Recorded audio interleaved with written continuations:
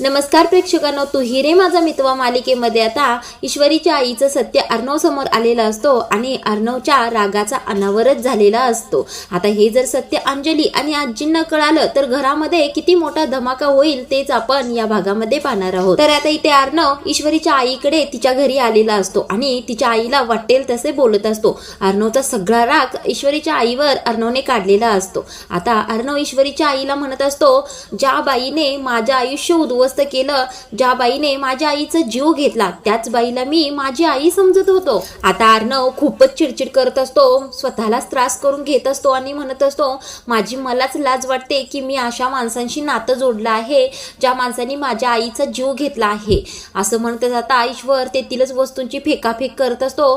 तेवढ्यातच ईश्वरी येते। आता सर आवरा स्वतःला असं म्हणत असते ती। आता मात्र अर्णव इतका रागात असतो की या ईश्वरीला सुद्धा सोडणार नाही। आता ईश्वरी धावत धावत अर्णव जवळ येते आणि हाताला धरूनच म्हणत असते, सर तुम्ही प्लीज प्लीज शांत व्हा सर। आता अर्णव तिचं काहीच ऐकत नाही आणि जोराने तिला धक्का मारतच दूर करतो। आता ईश्वरीची आई खूपच थक्क झालेली असते। आता तिला काय बोलावं तेच कळत नसतं। आता इकडे आजी आणि मामी आजीच्या रूम मध्ये बसलेले असतात। आजींची तुटलेली माळ या मामी सरळ करत असतात। आता ती झाल्यानंतर आजींना देतच म्हणतात, आई हे धरा तुमची माळ व्यवस्थित झाली आहे। आता मामी आजीला म्हणत असतात, आई हे धरा तुमची माळ व्यवस्थित ठीक केली आहे। त्यावेळेला आता आजी म्हणत असतात, वल्लरी तू जा आणि ईश्वरीला माझ्याकडे पाठवून दे। आता या मामी हो पाठवते असं म्हणतात आणि तेथून निघतात। आता स्वतःच्या मनात मात्र खूपच खुश असतात। आता ईश्वरीची वाट लावण्यात यांना बराच इंटरेस्ट असतो। आता त्या म्हणत असतात, आता आहे कुठे ती ईश्वरी इकडे पाठवून द्यायला। आता घरामध्ये तिच्यामुळे खूप मोठा वणवा पेटणार आहे आणि हा सगळा वणवा मी अगदी VIP सीटवर बसूनच एन्जॉय करणार आहे। अर्णव आणि ईश्वरीच्या नात्याचा शेवट बघतच मी आता मजा करणार आहे। अर्णव इकडे ईश्वरीवर चांगलाच धावून धावून जाऊनच बोलत असतो, तू सांगतेस मला शांत व्हायला, तू सगळं जाणून बुजून माझ्यापासून लपवून ठेवलंस, माझा विश्वासघात केलास आणि तू आता मला सांगत आहेस शांत बसायला। आता अर्णव ईश्वरीच्या आईला आणि ईश्वरीला दोघींना म्हणत असतो, हे तुमचे चांगले संस्कार असलेले किंवा भोळेपणाचं नाटक आत्ताच्या आत्ता लगेच बंद करा, कारण तुम्ही दोघींनी मिळून मला फसवलं आहे। आता ईश्वरीची आई अर्णवला समजवण्याचा प्रयत्न करत असते, अर्णव तुम्ही प्लीज प्लीज ऐकून घ्या ना, एकदा ऐकून घ्या, तुम्ही जे पाहिलं आहे तसं काहीही घडलेलं नाहीये। आता अर्णव पुन्हा एकदा खूप जोराने ईश्वरीच्या आईवर ओरडतो आणि शांतच बसायचं असं म्हणत असतो, तुमचं मी आता काही सुद्धा ऐकून घेणार नाहीये। आता ईश्वरी सुद्धा म्हणत असते, सर प्लीज प्लीज आईचं ऐकून घ्या ना एकदा, तिला काय म्हणायचं आहे, तिला काय सांगायचं आहे, तिची सुद्धा काहीतरी बाजू असेलच ना। आता अर्णव ईश्वरीला खूपच रागाने म्हणत असतो, काय बाजू असणार आहे ग, काय बाजू असणार आहे त्या बाईची, ज्या बाईने माझ्या आईचा जीव घेतला तिची काय बाजू ऐकायची आहे। आता ईश्वरी म्हणत असते, नाही हो सर नाही, माझी आई तशी अजिबात नाहीये। आता हा अर्णव ईश्वरीला सुद्धा म्हणतो, तुझी आई नाही तर तू सुद्धा तशीच आहेस। आता अर्णव म्हणत असतो, तुम्ही दोघींनी मिळून माझं अख्खं आयुष्य उद्ध्वस्त केलंय। आता इथे अर्णव एवढा रागात असतो की काय वागत असतो त्याचं त्यालाच कळत नसतं। आता इथे अर्णव टाळ्या वाजवतच म्हणत असतो, काय काय प्लॅनिंग केलं आहे दोघींनी मायलेकीनी। त्यावेळेला ईश्वरी म्हणत असते, सर प्लीज प्लीज ऐका ना, गैरसमज करून घेऊ नका। त्यावेळेला आता ईश्वरी लगेच आईकडे वळते आणि म्हणते, आई सांग ना ग, त्यावेळेला काय घडलं होतं, सांग लवकर सांग। आता ईश्वरीची आई म्हणत असते, हो ग ईशू सांगते काय घडलं होतं। अर्णव तुम्ही एकदा बसा, शांत व्हा, तुम्ही सगळं काही व्यवस्थित सांगते मी काय घडलं होतं त्यावेळेला। आता अर्णव मात्र ऐकायच्या मूडमध्येच नसतो, स्टॉप करत त्या दोघींवर खूप जोराने ओरडतो। आता हा अर्णव स्टॉप करतच ईश्वरीच्या आईच्या पुढे असं बोट दाखवतच म्हणत असतो ना। आता तो हात पुढे आल्यानंतर अर्णवला जो ईश्वरीच्या आईने बांधलेला असतो धागा, जो पुण्यावरून आणलेला असतो तो धागा दिसतो। आता अर्णव ईश्वरीच्या आईकडे पाहतो आणि त्या धाग्याकडे सुद्धा पाहतो। आता अर्णव खूपच रागाने तो धागा हातातील पटकन सोडतो आणि त्या धाग्याकडे पाहतच ईश्वरीच्या आईला म्हणत असतो, आता सुटलंय सगळं आणि तुटलंय सुद्धा सगळं। आता ईश्वरीची आई अर्णव असं म्हणणार इतक्यातच अर्णव काही बोलूनच देत नाही। अर्णव म्हणत असतो, इतक्या दिवस झालं तुम्ही माझी चांगली बाजू पाहिलीत ना, मी किती चांगला वागू शकतोय हे तुम्ही पाहिलं आहे, पण आता तुम्ही माझं वाईट रूप पाहणार आहात, माझ्या आईच्या गुन्हेगारांशी मी कशा पद्धतीने वागू शकतो तेच पाहणार आहात। आता असं म्हणून अर्णव तेथून रागानेच निघून जातो। तेवढ्यातच ईश्वरी इकडे पाठीमागे आईकडे पाहत असते। त्यावेळेला ईश्वरीची आई तिला म्हणत असते, अगं ईशू काय झालं ग, हे सगळं माझ्यामुळे झालं ना। आता ईश्वरीची आई खूपच रडत असते। आता तिचा धीरच सुटलेला असतो. आता त्या म्हणत असतात, नाही ग इशू, मला माहीतच नव्हतं माझा भूतकाळ असा तुझ्या आयुष्यामध्ये परत येईल. यामध्ये माझी काही सुद्धा चूक नाहीये ग, काही सुद्धा चूक नाहीये असं म्हणून खूपच आक्रोश करून त्या रडत असतात. आता ईश्वरी धीर देतच ईश्वरीच्या आईला तिथेच खाली खुर्चीवर बसवतात. आई तू रडू नकोस ग, तू शांत हो असं म्हणत असते. आता ईश्वरीची आई रडतच म्हणत असते, इशू तुम्हा दोघांना मला सगळं काही खरं खरं सांगायचं आहे ग, पण त्या अगोदर अर्णवला शांत केलं पाहिजे. जा इशू जा, तू माझ्याकडे पाहू नकोस, अर्णवला शांत कर, जा तू जा असं म्हणून आता ईश्वरीला अर्णवच्या पाठीमागे ईश्वरीची आई पाठवते. इकडे अर्णव खूपच रागारागामध्ये गाडीचं दार उघडतो. आता अर्णव गाडी सुरू करत असतो तेवढ्यातच ईश्वरी सुद्धा धावत धावत येते आणि गाडीचं दार उघडते आणि आतमध्ये बसते. आता अर्णवला म्हणत असते, सर तुम्ही असं नाही जाऊ शकत, पूर्ण सत्य ऐकल्याशिवाय तुम्ही अजिबात इथून जाऊ शकत नाही. सर ऐका ना, ऐका सर. आता ही ईश्वरी खूप काही अर्णवला सांगण्याचा प्रयत्न करत असते, पण अर्णव काही केल्या ऐकायलाच तयार नसतो. आता पाठीमागे इथे ईश्वरीच्या आईचा धीर सुटलेला असतो. आता त्यांना काही करावं कळत नसतं, त्या खूपच रडत असतात. ईश्वरी अर्णवला थांबव ग थांबव असं म्हणतच त्या देवाचा धावा करत असतात. आता त्यांच्या डोळ्यातील पाणी थांबत नसतं आणि त्यांचं रडू सुद्धा थांबत नसतं. आता यामध्ये खरं तर ईश्वरीच्या आईची काही चूक नसणार आहे, पण ते आता थोड्या वेळानेच अर्णव समोर येणार. इकडे वल्लरी मामी आजींना घाईघाईतच सांगत येतात, अहो आई ईश्वरी आणि अर्णव घरी नाहीच आहेत. त्यावेळेला आजी म्हणत असतात, अगं असं काय बोलतेस तू, पाहिलंस का सगळीकडे, त्यांना असतील कुठेतरी ते. आता मामी म्हणतात, अहो आई असं काय करताय, मी सगळीकडे पाहिलं, रूम मध्ये पाहिलं, बाहेर जाऊन पाहिलं, कुठेच नाहीयेत ते. आता या मामी एवढ्या जोराने सांगत असतात की अंजली मामा सगळेच तेथे येतात. आता मामी म्हणत असतात, अरे देवा या दोघांमध्ये जोरदार भांडण तरी झालं नाही ना. त्यावेळेला मामा म्हणतात, ते दोघे घरात नाहीयेत म्हटल्यानंतर त्यांच्यात भांडणच झालंय असं आहे का, आणि जरी ते दोघे भांडले असतील तरी ते दोघे असे सोबतच बाहेर जातील का. त्यावेळेला अंजली म्हणत असते, हो ना बरोबर आहे, आणि जरी ते दोघे बाहेर गेले असतील तर जाऊ देल ना, बरंच आहे ते, वेगळा अर्थ मामी तुम्ही काढू नका. अंजली असं म्हणाल्यानंतर मामा म्हणतात, उगीच ही सुतावरून स्वर्ग गाठत असते, कशाला दोघांमध्ये भांडणं लावण्याचं भाषा करतेस. त्यावेळेला वल्लरी मामी म्हणत असतात, हे बघा दोघांमध्ये भांडण लागावं अशी काही माझी इच्छा नाही. हे दोघे असे न सांगता घराबाहेर कसे काय गेलेत बरं, म्हणून काळजी वाटली, बाकी काही नाही. आता या मामी अंजलीला म्हणतात, अंजली तू त्या दोघांना फोन लाव बरं. आता आजी सुद्धा म्हणत असतात, अगं हो ग, म्हणजे भांडण वगैरे काही नसेल पण तरी सुद्धा तू त्यांना एकदा फोन लाव बरं.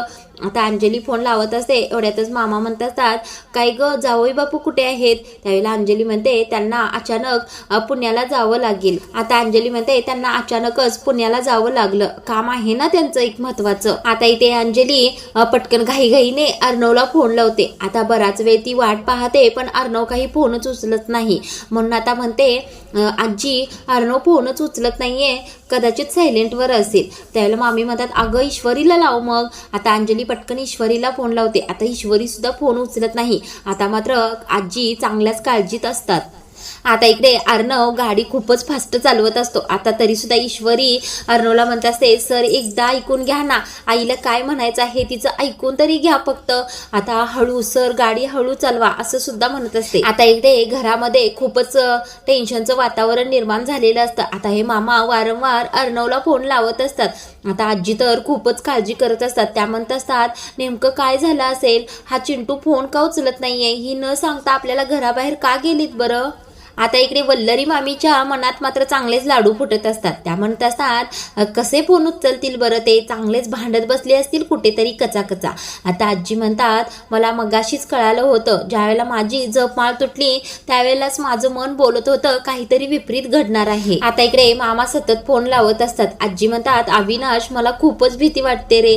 त्यावेळेला मामा म्हणतात, आई तू अजिबात काळजी करू नकोस ग, ते दोघेही येतील घरी. आता अंजली सुद्धा आजींना धीर देतच म्हणत असते, हो ग आजी तू उगीच काळजी करू नकोस. त्यावेळेला आजी म्हणत असतात, माझ्या काळजीचं काहीतरी कारण आहे. माझी सात्विका ज्या वेळेला गेली होती त्याच वेळेला माझी अशी जपमाळ तुटली होती. आता इकडे ईश्वरीच्या घरी नम्रता तिच्या बाबांना एक्सरसाइज करून म्हणजे फिरवून घेऊन परत घरी आलेली असते. आता नम्रता बाबांशी बोलतच घरामध्ये येत असते. तेवढ्यातच तिला पुढे दिसतं तर तिची आई एकदम शांत रडतच भिंतीला टेकून खालीच बसलेली असते. आता ईश्वरीची आई खूपच रडत असते. हे पाहून नम्रता पटकन बाबांना तिथे सोडते आणि आईजवळ जाते आणि म्हणते, आई अगं शिका बसली आहेस, तू का रडत आहेस बरं? आता नम्रता विचारत असते आणि आई काहीच बोलत नाही म्हटल्यानंतर नम्रता खूपच काळजीत असते. आता नम्रता वारंवार विचारत असते, आई बोल ना, काय झालं आहे, आई सांग ना.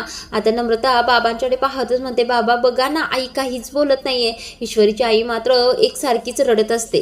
आता नम्रता आईला म्हणत असते, आई मी तुझ्यासाठी पाणी आणते, असं म्हणून नम्रता तेथून निघून जाते. आता ईश्वरीची आई खूपच रडत असते. आता रडत रडतच ती हलकीशी नजर नम्रताच्या बाबांच्याकडे टाकते. त्यावेळेला नम्रताचे बाबा मानेनेच काय झालं असं खुणावत असतात. त्यावेळेला ईश्वरीच्या आईला सगळा काही अर्णवचा प्रकार आठवतो, ज्यामध्ये अर्णवने फोटो दाखवतच ईश्वरीच्या आईला खूप काही बोललेलं असतं. आता ईश्वरीच्या आईला हे सुद्धा सांगितलेलं असतं की तुमचं माझ्या बाबांच्या बरोबर अफेअर होतं आणि तुमच्यामुळेच एक कुटुंब उद्ध्वस्त झालं आणि तुमच्यामुळेच माझ्या आईने सुसाईड सुद्धा केलं. आता ईश्वरीची आई हळूहळू रडतच उठते आणि ईश्वरीच्या बाबांच्या जवळ येते आणि त्यांच्या हाताला धरूनच खाली बसते आणि खूपच रडायला लागते आणि रडत रडतच म्हणत असते, आपण असं कोणाचं काही वाईट केलं हो, पण म्हणून आपल्या नशिबाला हे भोग आलेत. ईश्वरीची आई खूपच रडत असते. तेवढ्यातच नम्रता तिच्यासाठी पाणी घेऊन येते आणि ती पाहते तर काय, तिची आई खूपच रडत असते. आता नम्रताला नेमकं कळतच नसतं की नेमकं झालं काय आहे.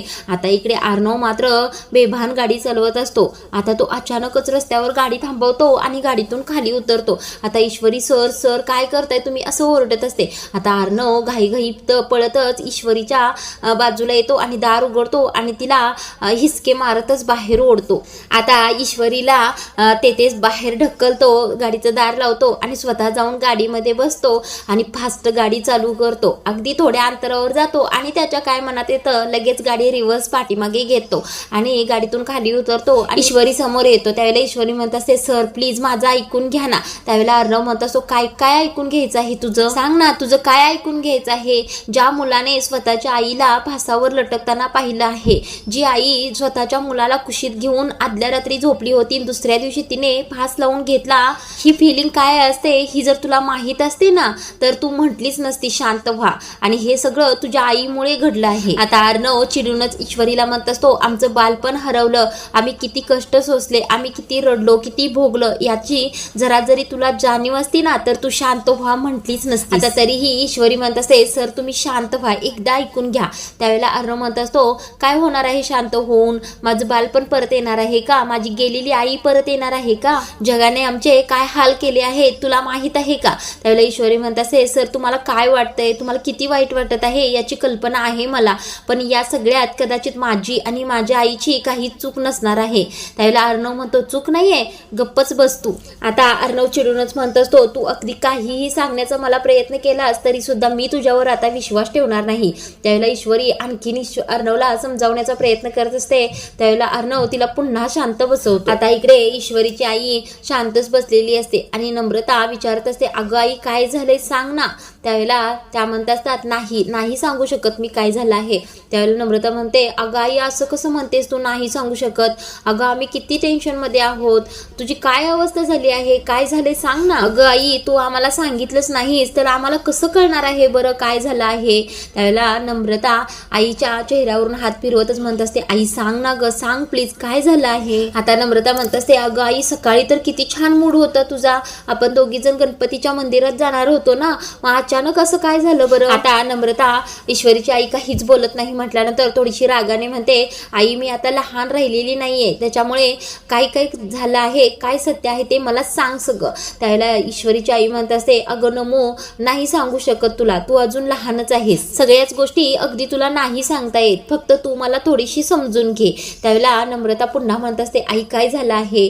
त्यावेळेला नम्रताची आई आता तिला ओरडते आणि म्हणते, बस आता एकदाही मला विचारू नकोस काय झालं आहे, जा तू तुझ्या रूम मध्ये जाऊन बस. आता नम्रता पुन्हा रागाने म्हणत असते, अगं आई तू मला सांगितलंच नाहीस काय झालं आहे तर मला कसं कळणार. त्यावेळेला ईश्वरीची आई खूपच जोराने नम्रताला ओरडते आणि म्हणते, नमो तुला सांगितलं ना तू रूम मध्ये जाऊन बस.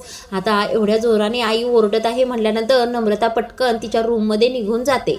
आता नम्रता तेथून गेल्यानंतर ईश्वरीची आई ईश्वरीच्या बाबांच्याकडे वळते आणि त्यांना सांगत असते काय अभद्र घडले हो, माझ्या भूतकाळाची अभद्र सावली माझ्या इशूच्या संसारावर पडली आहे. आता ईश्वरीची आई तिथेच खाली गुडघ्यावरच रडत बसते आणि म्हणत असते मला काहीच सुचत नाहीये काय करावं ते.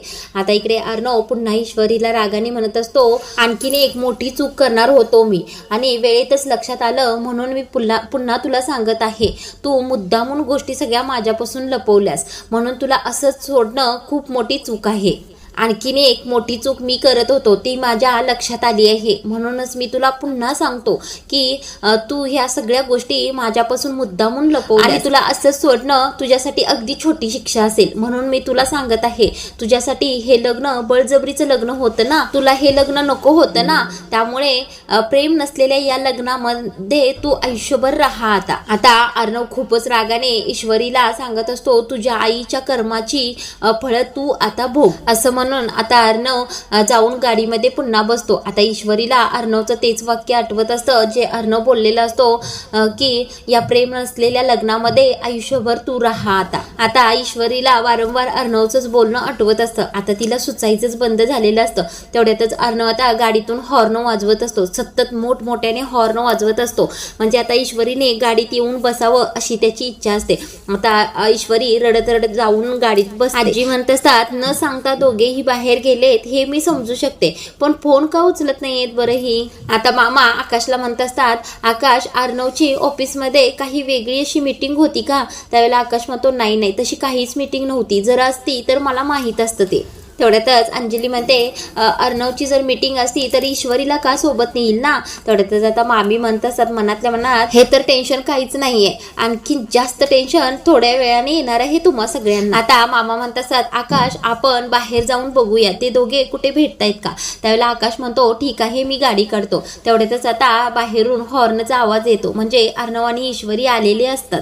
आता अर्णव पटकन गाडीतून उतरतो आणि घरामध्ये येतो. आता त्याला पाहून चिंटू म्हणून आजी तर उठूनच उभा राहतात. आता मामा म्हणतात अरे अर्णव कुठे गेला होतास तू. आता मामी म्हणतात काय रे कुठे गेला होतास, किती जीवाला घोर लावला होतास आणि हे काय तू एकटाच आहेस, ईश्वरी कुठे आहे. आता एवढ्यातच ईश्वरी सुद्धा गाडीतून उतरून अर्णवच्या शेजारी येऊन उभा राहते. आता अर्णव ईश्वरीकडे पाहत नाही मात्र ईश्वरी अर्णवकडे पाहत असते. आता अर्णव पुन्हा रागारागातच घरामध्ये आत येतो आणि शांतच असतो. आता आजी म्हणत असतात अरे चिंटू कुठे गेला होता तुम्ही न सांगता. आता मामा म्हणतात अरे मेसेज करून तरी कळवायचं ना आम्हाला, आम्ही किती टेन्शन मध्ये आलो होतो. आता मामांचं बोलणं आणि इतर कोणाचंच बोलणं चिंटू ऐकूनच घेत नाही. आता डायरेक्ट तिथून रूम मध्येच निघून जातो. आता सगळेजण त्याला पाठीमागून अरे चिंटू अर्णव अशी हाका मारत असतात पण तो काही थांबत नाही. आता इकडे ईश्वरी म्हणत असते त्याचं काय झालं माहितीये का, आम्ही दोघं आईकडेच जाणार होतो ना आणि वाटेतच एका क्लायंटचा फोन आला आणि त्यांच्याशी बहुतेक काहीतरी वाद झाला आहे म्हणूनच तुमचा कोणाचा फोन उचलला नाही. आता मामा म्हणतात अगं ईश्वरी आम्ही तुला सुद्धा फोन लावत होतो. त्यावेळेला ईश्वरी म्हणते हा ते माझा फोन घरातच विसरला ना त्यामुळे उचलता नाही आला. आता घाईघाईने ईश्वरी अर्णवच्या पाठीमागे येते आणि अर्णवच्या खांद्यावर हात ठेवूनच सर असं म्हटल्यानंतर पटकन अर्णव रागानेच ईश्वरीचा हात झटकतो आणि म्हणत असतो दूर राहायचं, या दाराच्या बाहेर आपण दोघे नवरा बायको आहोत पण रूम मध्ये नाही, दाराबाहेर फक्त नवरा बायको आपण जगासाठी असणार आहे. या बंद दाराच्या आतमध्ये आपल्या दोघांचं नातं कधीच संपलं आहे. माझ्याकडून आता कोणतीच अपेक्षा तू ठेवू नकोस. आता इकडे रात्र झालेली असते आणि अर्णव घराबाहेर शेकोटी करून त्यांच्या लग्नाचे फोटो जाळत असतो. आता लग्नाचा सगळा अल्बमच घेऊन बसलेला असतो. आता टेन्शन मध्ये एक एक फोटो काढून त्या जाळातच टाकत असतो. आता इकडे पाठीमागे ईश्वरी आलेली असते आणि तिला सुद्धा अर्णवची ही अवस्था पाहवत नसते. आता अर्णव खूपच टेन्शन मध्ये असतो आणि ते फोटो जाळतच म्हणत असतो सॉरी आई मला माफ कर, ज्या बाईने तुझा जीव घेतला त्या बाईच्याच मुलीशी मी लग्न केलं. आता अर्णव स्वतःशीच बडबडत असतो एवढं वाईट का घडतंय बरं आणि ही शिक्षा मलाच का मिळत आहे मला. असं रागानेच आता हातामध्ये लग्नाचा अल्बम असतो तो जोराने फेकून देतो.